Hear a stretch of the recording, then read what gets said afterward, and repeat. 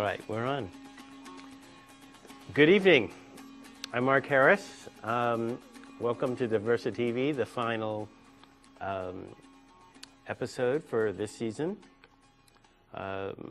Before I introduce our guests and talk about our topic, if you haven't ever seen DiversiTV, you're tuning in for the first time, welcome. Let's go to slide. Our mission, DiversiTV's mission, is to illuminate everyday diversity issues and give the mic and the camera to those who don't always get it. So just to show you where we've been, this is the last show of the season. Because we're on Turtle Island, we always start the show with a native perspective.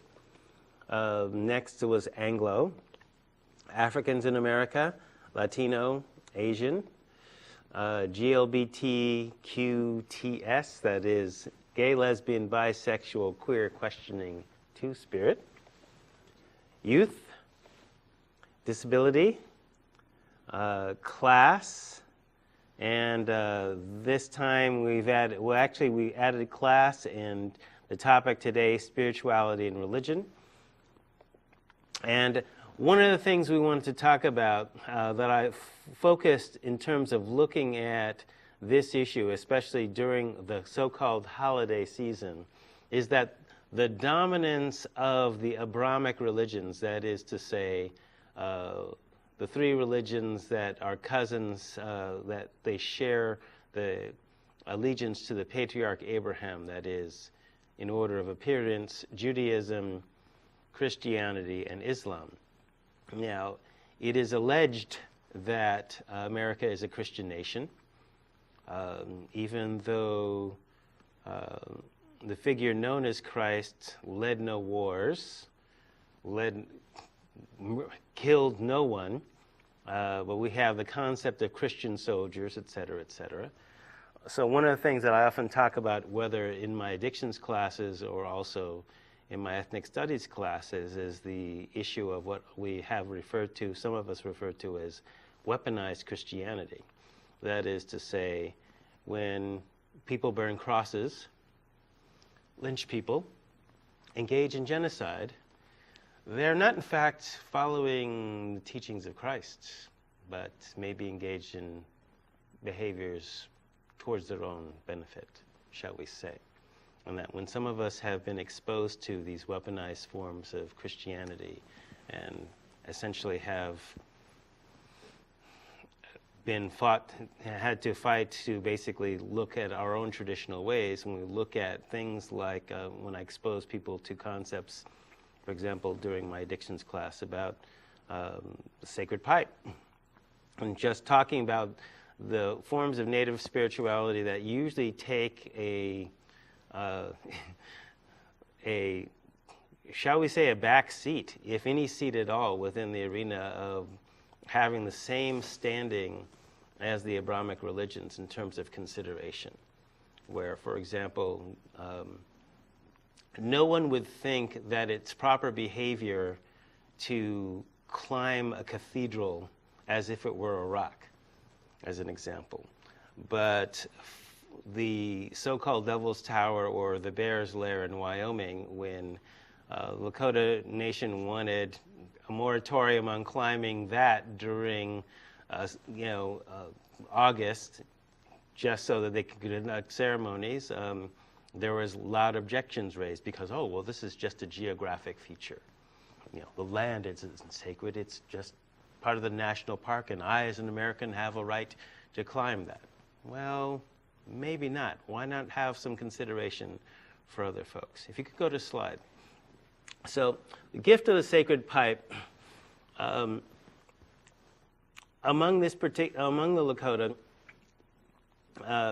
who often among Native people have name familiarity, mostly because of it's interesting who gets put front and center in terms of American culture.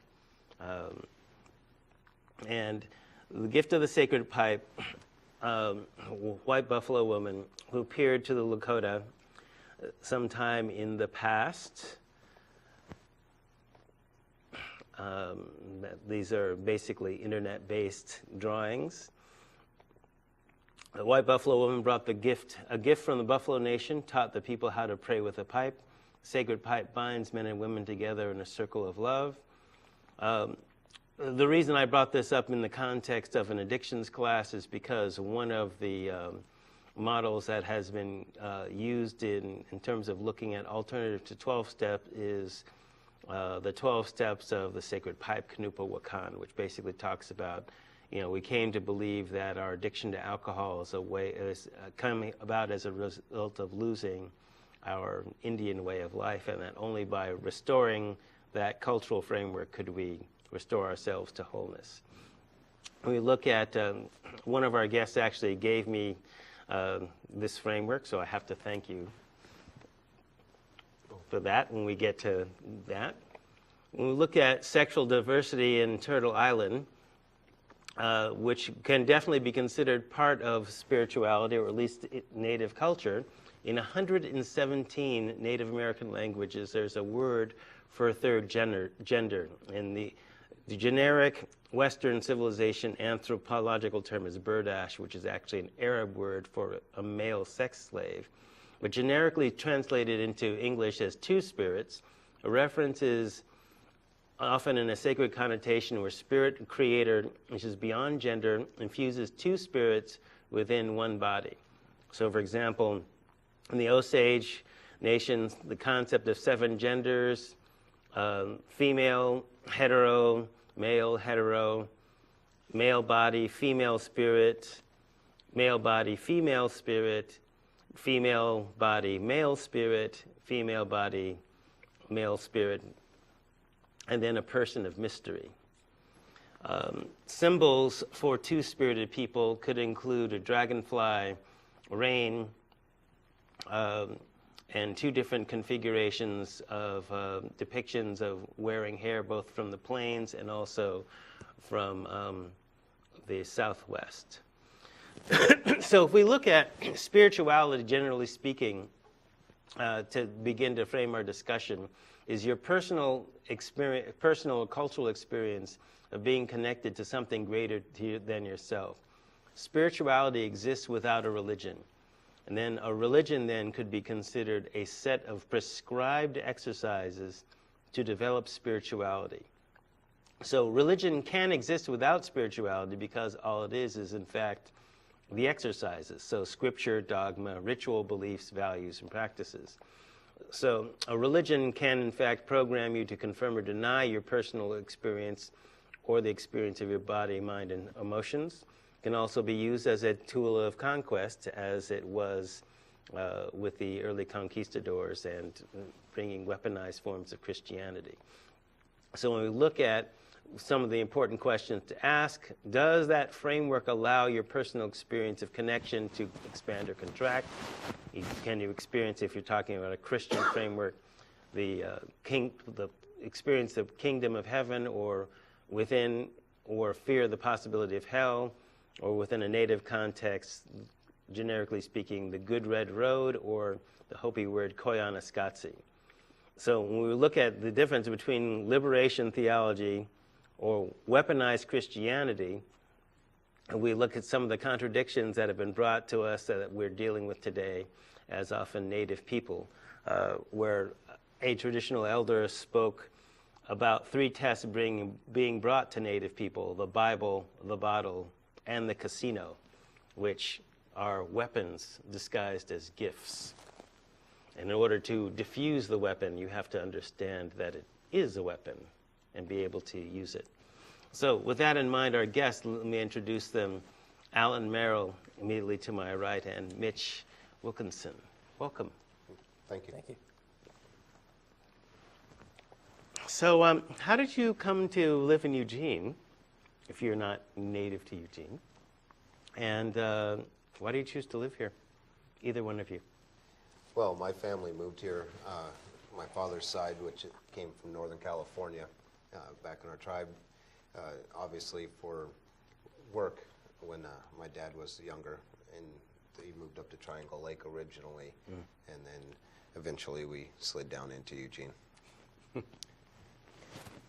My grandfather was born in Oklahoma, and was accused of murdering his family during the oil murders of the Osage Nation. That's another story for another time. And my dad was born in Los Angeles. There was a large enclave of Osage people there in Los Angeles. And when he got out of the Navy after the Korean War, he and my mother moved up here to Eugene, Springfield area, and I was born here in Eugene. Okay. All right. When I called around various folks, in terms of looking at your experience of the community in Eugene, geographically, environmentally, culturally, how do you find being a Native person here? Well, that's interesting. Growing up here, I think one of the things with Eugene is we always consider it to be pretty open and very culturally aware. However, as a Native American person growing up here, it was really a lot of racism. And there was times when I was younger where other folks, we'd be playing with other kids and their folks would come and take them off and say, we don't play with those people. And it had nothing to do with class or gender, it was just racist. But overall, most people still want to be connected. They don't want to be racist. I just don't think that they completely understand. And I think with the fact that Eugene in particular tries so hard to be culturally aware, they have a tendency to be even more stereotypical. Or at least after a certain point they Exactly. try. Yeah.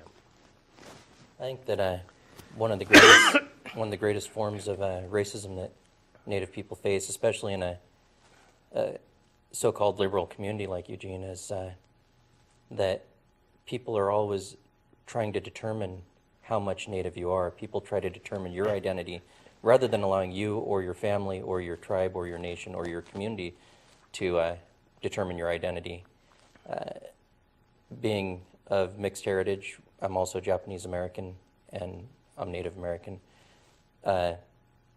People, when I was a child, people would say, "Well, you really look Japanese," or "You really look Asian. You must be Asian," or "Oh, I can see that you're Native. Look at those high cheekbones," or the best one, "Yeah, look at those shoulder blades." I was thinking, what do Native shoulder blades look like?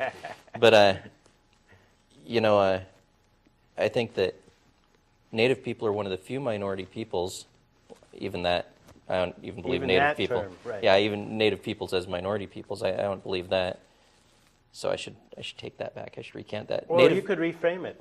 Native peoples, I think, are the only peoples in the United States who someone will ask, "How much Native are you?" Right. They try to quantify Native people. Right. Whereas you never hear anybody ask, "Well, how much Asian are you?" Or "How much Black are you?"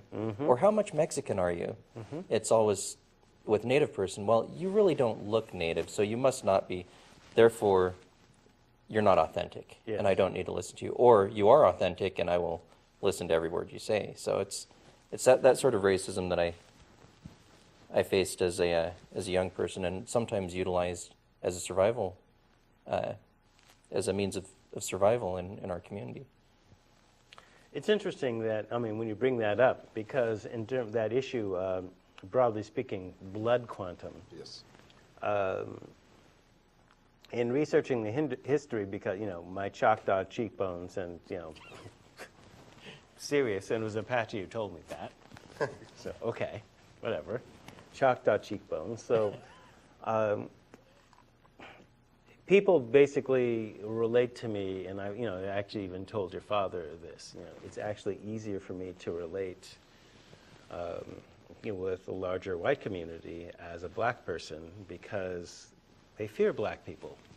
Right. And therefore, there's that whole noble savage thing that gets laid on natives where, oh, you're so connected to nature and the Great Spirit and et cetera, and they feel like they can kind of borrow vicariously this, mystic quality, right? Yes. And the whole blood quantum thing, which, like nobody else gets defined in that way, like nobody's going to question that I'm black. Some people might question, oh, well, how much Native are you? Well, whatever. My reason for taking that on is not about casino money. It's about having a connection here that's older than Columbus. Yo, Pilgrim. So blood quantum was actually an imported concept from horse breeding. Okay? That was never applied to any human population ever before now. Okay? And it was used basically as a way of disenfranchising Native people and also disenfranchising black people by saying, okay, well, you're 1/64th, you're black, you know, but if you're 1/8 or 1/16th or below 1/32nd, you're not Native anymore, so you might as well be functionally white. So wait a minute. So black blood is stronger than Native blood? No, that doesn't work. That's not logically defensible, which means that, oh, it's basically a source of discrimination. So you don't have to necessarily, obviously, justify how much Native you are. It's not about blood quantum. It's about how you actively utilize and express your culture, your spirit, whatever. How, on other questions in terms of, say, spirituality and cultural politics, what do you find the differences in terms of the standing of Native spirituality and, you know, vis-a-vis other religions? Well, before we go too much further, I do want to say that I think it's a lot. It's important to know that I would not speak on behalf of all Natives, Yes. Or even those within my own tribe. And I think that is one of the things that separates us. Is if you are from, say, a Christian background, you have written words in front of you from a book that tells you, you know, that you can go back to, that you can rely on, that you could say, well, this is what was written in this piece or in this part. Whereas within the Native context, you can't do that. And it comes from so much oral tradition, and then within the oral traditions, it is separate or different from group to group. And maybe we do share some commonalities. At the same time, we do have a lot of differences also. Yes. Well, I think you hit on a good point there also. I would never ever speak for my people or even this community, and I wouldn't even be here if it wasn't for my friendship with both of you. But I think that one of the larger problems is that the cross-cultural understanding or cross-cultural misunderstanding that many people that come from Abrahamic or Pentateuchal religions have. They try to translate things into a structure that they themselves understand, when a lot of our beliefs don't translate into that structure. Right. It's Yeah. they come from very quantifiable culture, where you go through a certain number of tests, you read the book, people ask you how many chapters you read in the Bible, and that's your understanding right there. It's a quantifiable number of chapters that you've read or you understand. You take a certain number of tests, you're admitted into a priesthood, you go through these steps, a hierarchical process. You send $25 to a P.O. box and you're ordained as You a get a minister. license. Yeah, right. And people try to translate that onto Native Right. people as well, and they say, well, so are you a certified shaman? Are you a medicine man? And Yeah, right. and it just doesn't translate. Right. It doesn't come across the same Right, way. because I did get some questions about that. Well, why these two? Well, okay. Why not? At We the speak same, English. you know. It's a tough question. I know when you called me, I struggled, and I think the first thing I told you was, well, I'd feel uncomfortable speaking on behalf of other persons of Native heritage. At the same time, I think it is important for us to be heard, Right. or at least have an opportunity to be heard. And we struggle with it. I think Natives struggle with it. What exactly do we say? Because it's hard to speak on behalf of someone that's, say, Osage or Choctaw or Lakota and still maintain your own identity, and yet, regurgitate your own beliefs, or at least your contact with them. Because everybody within the tribe doesn't necessarily go through the same spiritual tests. No. We don't go to a group that says, read these number of chapters and you'll understand it. Each person goes through their own learning style and their own life, depending on what they've learned before and what works in their understandings. Some of us might take a stronger spiritual path. Some might take more of an arts and crafts, section, and that makes it hard sometimes. I think with the colonization process that's occurred with Native people also, as well, it makes some of these questions difficult for people within our own community as well. I have a belief that each of us carries a certain mind within our skull. We have that colonized mind that we're always attempting to decolonize. Yes. So we also have the decolonized mind, which is arguing constantly Right. with that colonized mind. And there's survivances in there as well. There's the traditional mind that each of us carries, those things that were transferred from our parents, from our grandparents, from our community. And all three of these are in constant flux, constant change. And oftentimes, Native people that are very colonized will draw their belief systems from the media, from books, from other colonized Native people who proselytize, who take on this Christian concept of proselytization and try to proselytize a pan-Indian religion, which becomes a huge problem, I think, for our communities. And a lot of the times these people that proselytize, these self-appointed plastic medicine men, will... Describe one of those, if you would.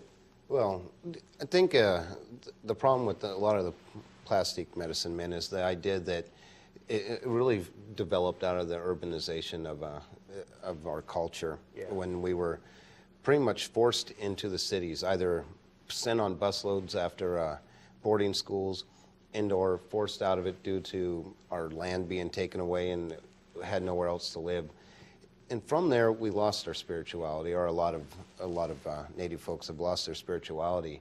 And then coming back to it when it became popular, or it was okay to be Native again, especially after the After 60s and 70s, right. yes, when certain institutions started really stepping forward for the behalf of Natives, we saw a large number of people all of a sudden regain their spirituality. And like Mitch was saying, they pulled it out of books and they pulled it out of videos and movies, and they don't quite understand it. But at the same time, they no longer were the ones that had to hide in the back of the room, had to hide in the dark shadows, weren't allowed to say that they were Native. And people turned to them and said, wow, tell us more about yourself. Right. And Because they were hungry for exactly. something, because there was nothing. And so were the people that were retelling their stories, and all of a sudden they felt a little bit of pride and power, and I think a lot of that stemmed into, well, maybe I do have more power than I think I do, and pretty soon they feel like they've been encompassed by a creator or a great spirit to take on these roles, not unlike a lot of other religions where all of a sudden we get people that are orating on boxes, but really speak more out of what they think they understand rather than, a collective group. And so they gain their power, and they gain this feeling of enrichment and justification, and they took it on, and more people kept flocking to them, and they still do, and they continue to orate.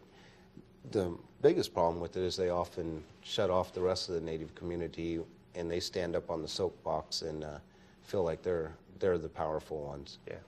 I would never, ever make fun of these people either, No. or say that they're not authentic, because their experience stems from this disenfranchised background of abuse. They've lived through such tremendously difficult times that I've never had to live through. And I can't really blame them for wanting to feel good and wanting to feel empowered and to have some sort of self-esteem in their lives. And if that's what they gain from it, good on them. But I feel bad for the people who are taken in by the falsehood of what they're doing. And it's unfortunate, I think, for everybody that's involved with it. It's sort of this New Age pan-Indian movement, which it's sad. Yeah. To the degree that one can quantify, well, I'll just go ahead and say it because I can. The New Age is essentially the spiritual technologies of people of color commodified for a white audience. Can we just say that? Would you see that that's accurate? Wow. Well, to a small degree. I think the idea of pan-Indianism really developed from the fact that people didn't know where they came from, and they weren't. Yeah. They were so removed from their own land and their own, sacred places and their own culture, and they had to attach themselves to something else. And again, I feel sorry for them because, I'm living in an urban society, so I understand a lot of it as well. You have to reach out and try and find something, and often that means that you're sitting in a room where you're from several different tribes or Right. several different nations or Right. backgrounds, and you're all trying to work together to understand who you are and what you are, and that often develops into a new identity. And I think there's a danger there as well. I used to joke with my older brother, Rob, about the Indian makers in urban society. And there's a danger, even coming on this program is a danger, that once you've attained certain degrees and gone through certain rites of passage that the mainstream recognize, for instance, getting a college degree or an advanced degree in a university, Indeed. people look at you as a community leader. And then they start to expect things of you, and then they start to place, not everybody, and definitely not Right. people in your family or your community Right. who always laugh at you and remind you of Where you came from. where you came from. But other people start placing you on that pedestal and making comments. Well, you want to know about Native spirituality? Just go ask Alan. Just go ask Mitch. When that's not the case at all. I remember sitting at the Longhouse, and I won't mention any names, but someone said, "Well, Mitch is my spiritual counselor, my shaman," and Ouch. man, I spit my food all over the table. And I said, "No." I said, "I might tell you a few jokes now and then, but I'm not anybody's spiritual leader or anything like that." Oh, wise and jovial Indian sage. Exactly. Yeah. I think I was all of 27 years old at the time, and Well, that is the challenge in terms of, you're given certain positions within, the larger dominant society, and how is power conferred. And so many of us, because I'm from the largest Indian reservation on the planet, LA County. yes, that's right. Okay, so, one of the things in terms of dealing with that fact, and a lot of us are divorced from whatever our cultural roots were, so for me, even though Dad's name is Hiawatha, right? Okay, how did he get that name, So all 8 of my great-grandparents, were at least half Choctaw, so we were, the family lore says that we were the Indians that were dark enough to pass for black in all black towns when they were basically doing search and destroy missions for Indians in terms of, sending them to the res or killing them. So, all right, we're dark enough to pass for black, so all right, we'll pass for black, because cavalry, clan. Yeah. same And guys, so, different hats. then reconstructing, some kind of identity, from reading books, because you realize, okay, watching Dances with Wolves is probably not the way to become Lakota. No, You but it works for a lot of people. It does work for a lot of people for some reason, if they want to take that synthetic. But, there is this issue that a lot of us have confronted about what is this identity. What does it mean to be Native in the 21st century? Because, y'all were at the powwow. Y'all go to powwows. We all go to powwows. Okay?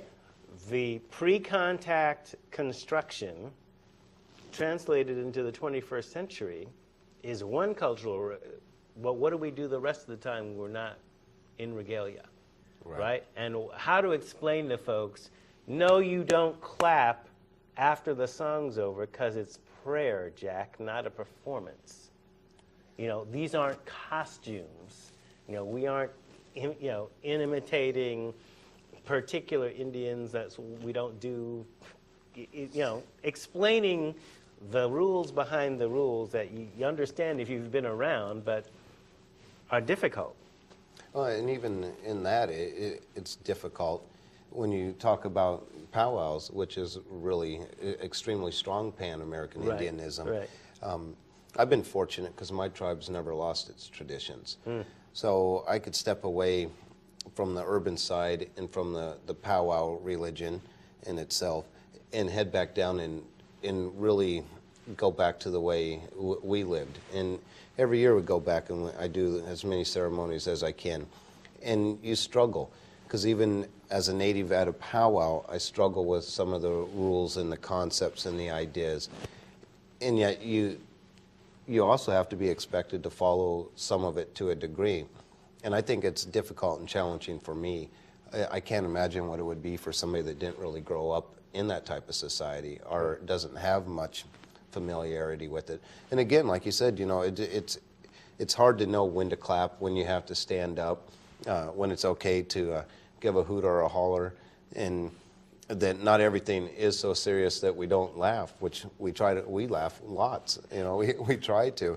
And at the same time, knowing when to separate yourself into something that's a little bit stronger, especially spirituality-wise. Yeah. Yes, Well, I think also that the concept of powwow, which is a very recent construct, pan-Indian construct, that many of our younger Native people in our community, kids primarily, aren't being brought up with the idea that it is something that's new, it's something that's pan-Indian.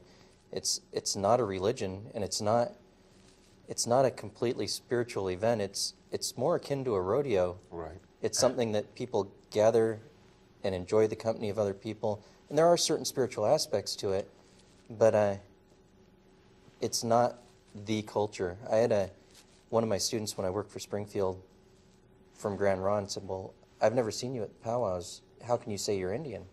I kind of laughed, and she said, that's our culture, you know. She's speaking for Indians. Right. Well, really, I'm not an Indian. I'm not from India. No. And I'm not Karuk. I'm not Lakota. I'm Dakota. I'm Yankton and Osage, and primarily I identify as Osage. Neoskawashashe. We don't even consider ourselves to be Osage. That's a European word that's been placed on us. Okay. And so, you know, it's kind of odd, the whole identity and religion and spirituality, how it's all. Can you talk about that some more? I can say this. I was at a wrestling meet just last week, and this gentleman asked me, he goes, you know, we were talking, he brought up the idea of right now the mascots within the school. Right. And he goes, I'm trying to be politically correct. He goes, and I wanted to talk and say something. He goes, but I don't want to offend anybody. And I said, well, that's impossible to do. And he goes, well, what exactly is the correct term? What do we call you? What And do people call you? And he goes, I just would call you by your name. And I said, well, thank you. That's excellent. I can handle that. And I go, well, you know, I guess you can look at it from a lot of different ways, and who wants to say it? You know, Native American, Indian, First Nations, Indigenous persons. I go, or you could go right down to our tribe, you know, myself being Karuk, or said from the village that we were from. I go within our tribe, when somebody said hello, we'd tell them that we were from, you know, Soms Bar or Katamine, you know, where our village was at. And then it is hard. I mean, where is the identity? And I guess it's easier now because a few years back I went ahead and went and got a tribal number, and which I brought out because I said, well, I'm really not a native. I'm 103, whatever. You know, I said I'm a number, just like I was in jail. And at times I think that's the way people see us, is through a different vision, almost like through bars, because we're there in contact, yet we're separate. And identity is hard. I mean, how do you identify? If you were to walk up to me on the street, would you assume I was native? You know, being from Eugene, you go, oh, long hair, hippie, you know, and well, he's really not tall enough or dark enough, or he doesn't look native. And we even make that mistake within our own group of people. Right. Somebody will go, well, I'm Skins, Cherokee, not skins. you know, Yeah, right. Cherokee being the big one, Right. you know, and you look at him, who am I to say whether they're Cherokee or not, or any other tribe? And yet, it's one of the first things people would focus on is, what do you look like? And I think they forget that identity-wise, we were much different. Before contact, I believe the Osage were averaging 7 feet tall. And men were 7 feet, and the women were approximately 6 feet tall. Us Karuks have never seen a 7-footer, you know. So it is hard, and I think that also makes a difference when we're looking inside for spirituality. Is we got to find that identity, and if you aren't growing up in your area where your people have always been, which most of them haven't, because a lot of tribes have been relocated and moved, and they've had to find a new identity with a new group of people. Where do you go? And I think that's a struggle, both inside and then obviously within society itself, is to find your identity. Yet, fortunately for us, being from this continent, we're closer to our own people, our own communities, our own cultures, than somebody that came here from another place.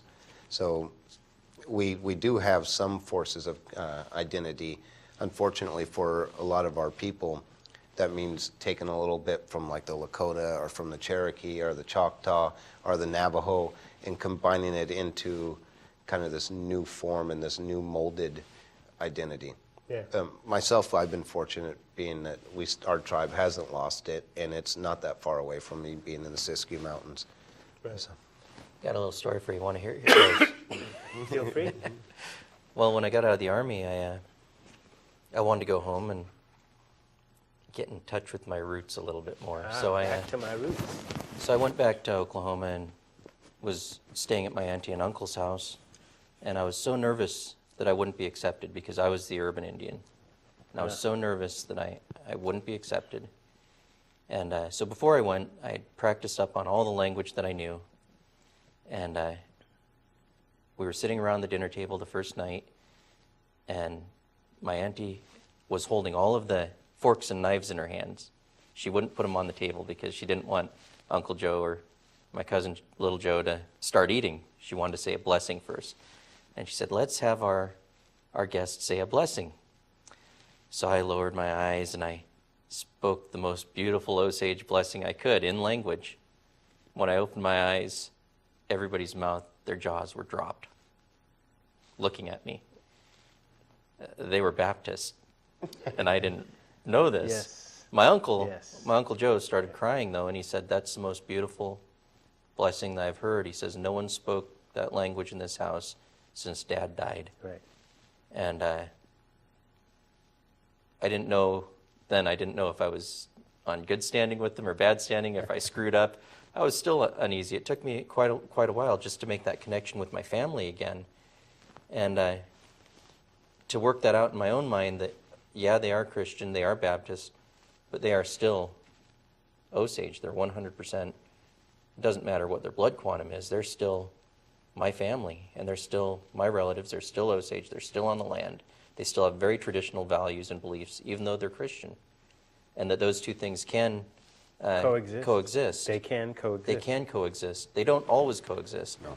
And I have a lot of trouble with Christianity and with Christians. But, you can't judge religion based on their followers and what their followers do and what their followers believe. And,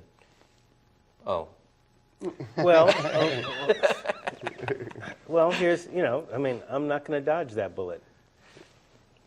Because, having been in, for example, my story with that is being at Agona. I was part of a training cadre, federal training cadre, of people focused on substance abuse prevention among communities of color. And we were doing culturally specific trainings, one of them being the Gona, Gathering of Native Americans. Cross-cultural team, pan-Indian team. Yes. Right?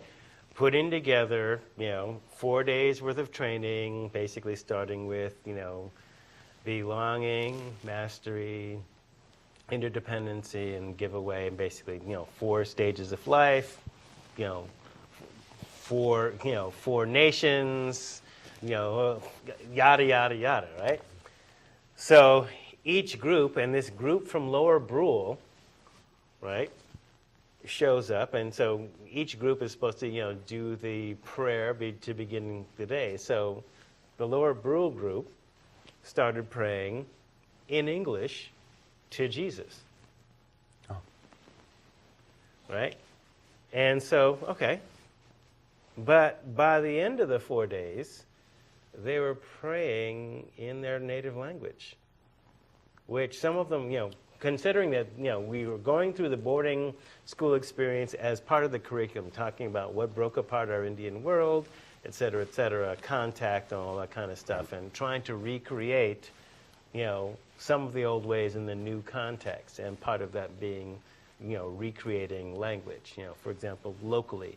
The Talking Stones Project. So out of,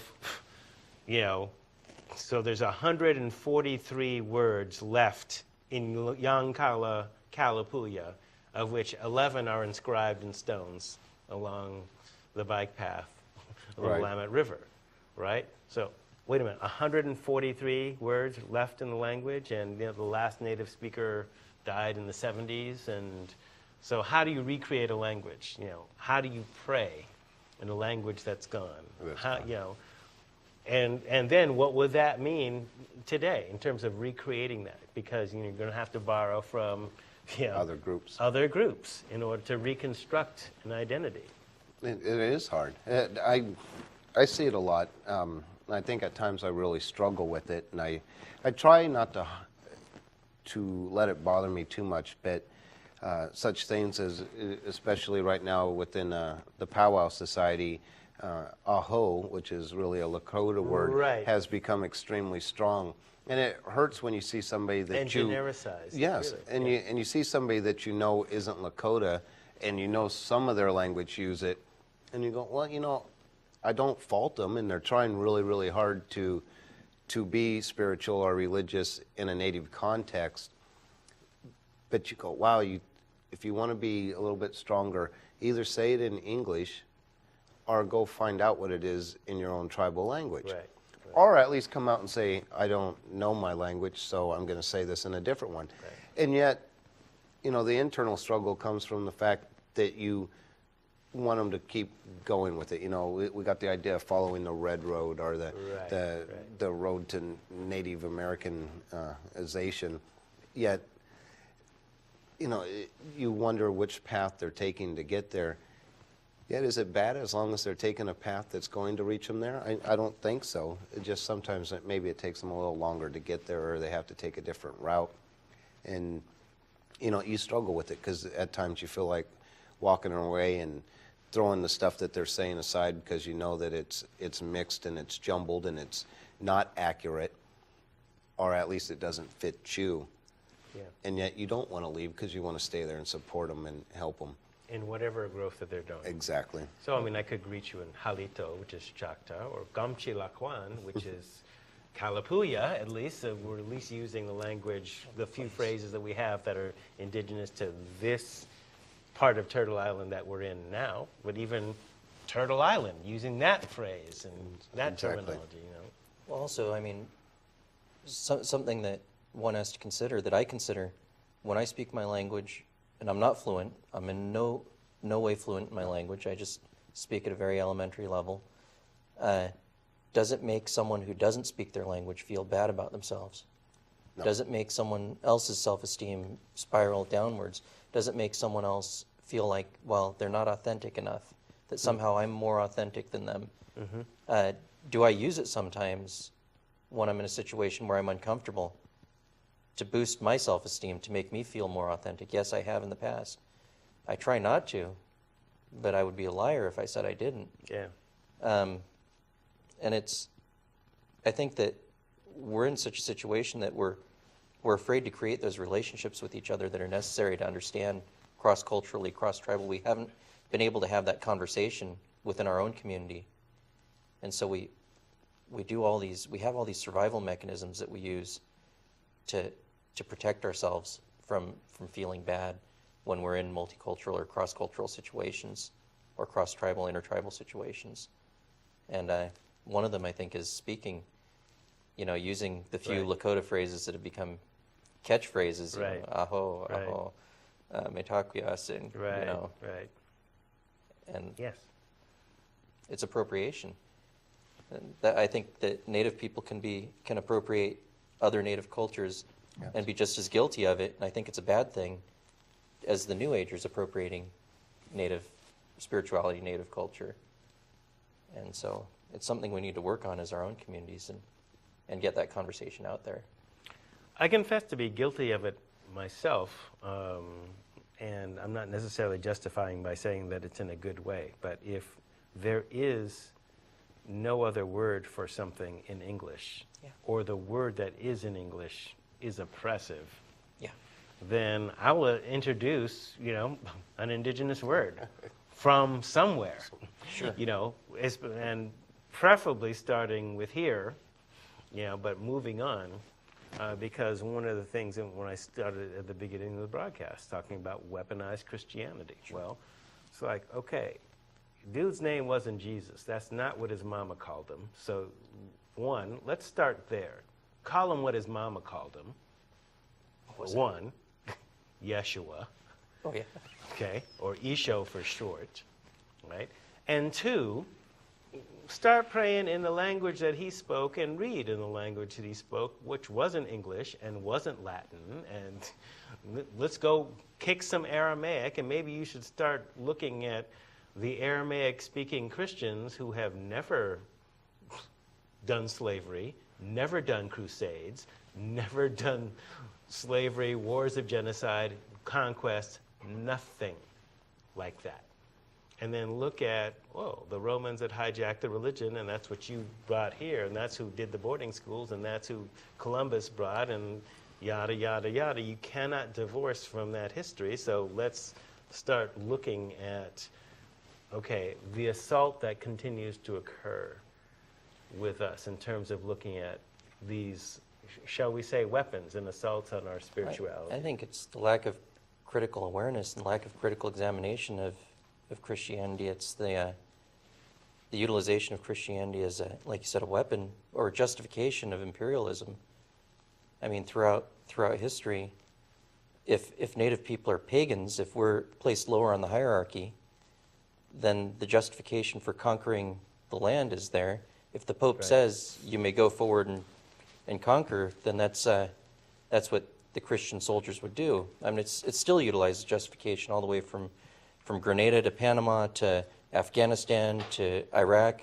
George Bush uses it in his speeches. He uses, there's my political bent. Well, but I mean, again, the imperial, the idea is that you're operating from a mandate from God. That's where the empire comes from. The emperor got his mandate from Jesus, who got his mandate from God, and the emperor is Jesus on earth. Which, again, to go back to it, I hope that I didn't offend anybody by saying that, certain words aren't right.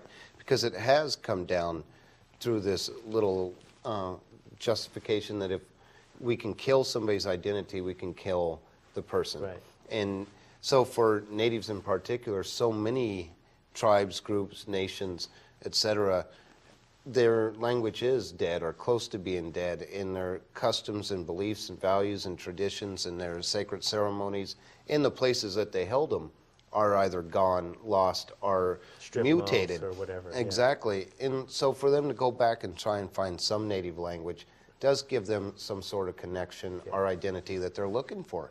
I don't think that's bad. I would like to see more of our people go, okay, now that I have started my identity, let me go search a little bit more into my own background, where it struggles when you are mixed. What do you do when you are Blackfeet and Karuk, or Osage and Japanese, and if you have all these different groups mixed together, what do you do? Especially when the government says, "Well, you're 4 different tribes. That means you're not Indian at all because you don't qualify quantum-wise." Yeah, right. So, Right. I was walking down the street one day, and this joker, I shouldn't call him that, guy in our community, native guy, says, "Well, isn't Japanese a patriarchal society?" And I said, "Well, yes, we follow the male bloodline." "Well, isn't your dad Osage and Yankton?" I said, "Well, yes." "So aren't Osages matriarchal and matrilineal?" And I said, "Yes." He says, that means you don't have a culture. And I said, well, I said a couple other things. And I said, you know, my identity is none of your business. I know who I am. Do you really know who you are to be talking to me that way? And my family knows who I am. My community knows who I am. And that's all that matters to me. Right. But what I really wanted to do was knock his teeth into the back of his head. Because here's a man with a colonized mind that has the gall to speak to me that way when he really doesn't even know who he is. He's not even a man as far as I'm concerned. He doesn't take care of his family. He doesn't take care of himself. And it's unfortunate. Yeah. But let's reiterate on the identity piece that, from my own standpoint, talking on behalf of Natives, this is my own thoughts and ideas. Because even within our society, I would not put myself anywhere near the top for, knowledge or identity or, religion. There's others that are out there that are stronger than me. My son, for instance, has been a medicine man within our tribe for 3 years now. And there's things that he He's knows undergone that specific training yes, for that. and I will never understand or know. I've asked him, and he was like, "Oh, I'm sorry, I can't tell you." But at the same time, there's people that I don't feel completely follow our own true identity and path, and yet I would go to them and respect them, and I at times would say, "Hey, you're probably more qualified to come up here than I am." Absolutely. I mean, and it is a struggle. I think somebody asked us one time, how come we never see Natives on forums? And we laughed and said, well, one, we have too many different ideas and beliefs, and we're not a collective group. We don't come from one particular background. Right. We come from many diverse ones. And then the second piece is being the last time that they did that in the 60s and 70s, the government killed all of them. So that's a struggle. Yeah. But having invited Natives to forums before, personally, and seen Talking Stones came out of that. Yes. So there are things where you have power if you show up and be present, and that's sometimes the only way in this particular system to do that. So to be able to code switch and basically show up and speak. Because if you don't, they'll interpret that as silence and assent, and exactly. We already know where that has gone. And at times, I think we're doing a good job in some arenas, in some areas. I mean, we've been fortunate, both the U of O and the LCC, with the Longhouse projects, and yet we struggle sometimes within those longhouses with ourselves when we look across the table, and we can't collectively come to agreements, and certain groups want to go, well, I'm more Native than you are, so therefore you don't really get a voice or an identity. I got a card, or exactly. Okay, whatever. So I think there's a certain meanness that's left over from the whole colonization process that exists within Native communities as well. Sure. And it's just a bitterness and backbiting that occurs amongst Native people that's so ugly and mean that oftentimes people just don't want to put up with it anymore. And they leave, or they take a break from it, and what that leaves is the mean people, the bad people. I won't call them bad people. The people that are carrying this pain. People that are wounded, people and so that are struggling. react out of anger Exactly. and drive people away. And so, I mean, that becomes a stage in terms of healing. So I myself do have to reconcile the Geronimo in me and the Grandpa David in me. Yes. The Malcolm and the Martin. That's right. Whichever metaphor you want. Final thoughts? One, I appreciate you for bringing this on here, and I'm glad I came. I struggled with the thought process of getting up here and speaking. But Gifford said you'd be good. Well, and one, I hope that if anything comes out of this is that people of our Native descent, if you want to use that term, really do come together and realize that we are multiple identities, are multiple, nations that have to work together to, to survive. Yes. I think I'd like to echo that a little bit. I really didn't want to be here, except for my friendship. He dragged you in. My friendship for both of you. Yeah. And if I said anything that was hurtful to anybody, that wasn't my intent. Here. I just, it's my own personal beliefs, and I'm open to dialogue if anybody would care to speak to me, to my face. That's how I think we best communicate, not electronically, not one direction over the camera, but face-to-face in public or in private. Absolutely. As a black Indian, I have to say, tactically speaking, it is not a bad thing to talk about old wounds and to bear them, because you can't heal them otherwise. And so some of the things we talk about are very painful realities. So if you've liked what you've seen, Yotwa, thank you. thanks for watching, and email feedback to liveclass@lanecc.edu. We will be back starting the second week, same day, Wednesday, 6 to 7, with a rebroadcast at 10 o'clock on Friday. And this has been DiversiTV. I'm Mark Harris, and go well, stay well.